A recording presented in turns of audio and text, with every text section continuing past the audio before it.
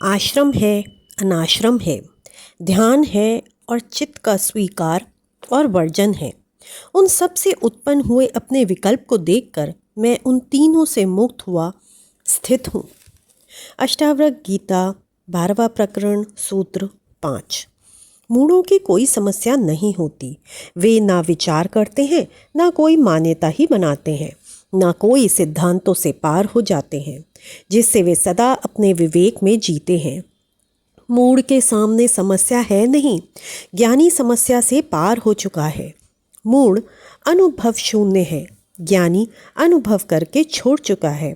अतः दोनों में बड़ा अंतर है, किंतु अज्ञानी की अनेक मान्यताएं होती हैं, अनेक विचार एवं सिद्धांत होते हैं। मूढ़ के पास सोचने की बुद्धि होती ही नहीं। अज्ञानी बुद्धि में ही जीता है, तर्क, विश्लेषण, विभाजन करके सृष्टि को समझना चाहता है, इसलिए एकत्व का बोध उसे नहीं हो पाता। ज्ञानी को एकत्व का बोध हो जाने से उसका सारा विभाजन, विश्लेषण, अनेक तत्व, विभिन्नताएं समाप्त हो जाती हैं। वह निर्विकल्प में अवस्थित हुआ परमानंद का अनुभव करता है। यह सारी वर्ण व्यवस्था, ब्राह्मण, क्षत्रिय, वैश्य, शूद्र, आश्रम व्यवस्था, ब्रह्मचार्य, गृहस्थ, वानप्रस्थ, संन्यास्त, अनाश्रम व्यवस्था आदि अज्ञानियों के लिए है। इससे वे इस व्यवस्था में गुजरकर क्रमिक विकास कर आत्मोन्नति को उपलब्ध हो सके। इसी प्रकार कर्म एवं उसके फल का विधान भी अज्ञानियों के लिए है। अज्ञानियों के लिए विभिन्न कर्मों का विधान है। भजन, कीर्तन, भक्ति, पूजा पाठ, जप, यज्ञ, हवन, कर्मकांड, आचरण में सुधार, हठ योग क्रियाएं आदि अनेक प्रकार की साधनाएं हैं। फिर ध्यान, धारणा, समाधि आदि क्रियाएं हैं जिनसे अंतकरण शुद्ध होता है, तब आत्मज्ञान होता है। इसी प्रकार कुछ धर्म चित्त को स्वीकार करने को कहते हैं कि जैसा है वैसा स्वीकार कर लो, सब ईश्वरीय है। स्वीकार करने से तुम मुक्त हो जाओगे। तंत्र की यही मान्यता है। हठ योगी चित्त के वर्जन की बात कहता है। मन का विरोध करो, वासना को भोगने से रोको, उसकी एक मत मानो, वही भटकता है।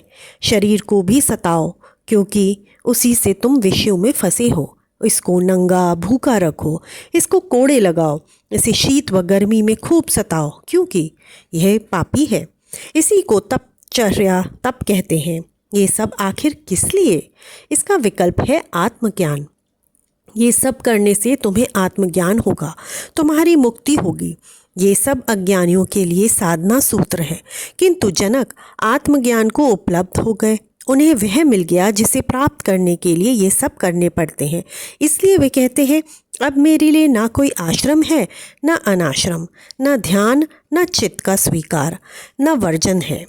इन सब से पार आत्मरूपी विकल्प को प्राप्त कर मैं इन सब से मुक्त हुआ केवल आत्मस्वरूप में स्थित हूँ। जनक की ये घोषणा सिद्धावस्था की घोषणा है।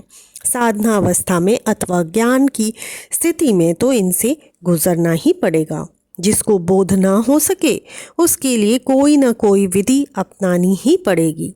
किसी विधि का ना अपनाना भी विधि ही है, किंतु उसे पकड़ना कठिन है। इसलिए यह कुछ ही लोगों के लिए उपयोगी हो सकती है। सामान्य व्यक्ति इससे भटक सकता है। इतिश्री सूत्र 5। कल फिर मिलते हैं एक नए सूत्र के साथ। तब तक के लिए राम राम।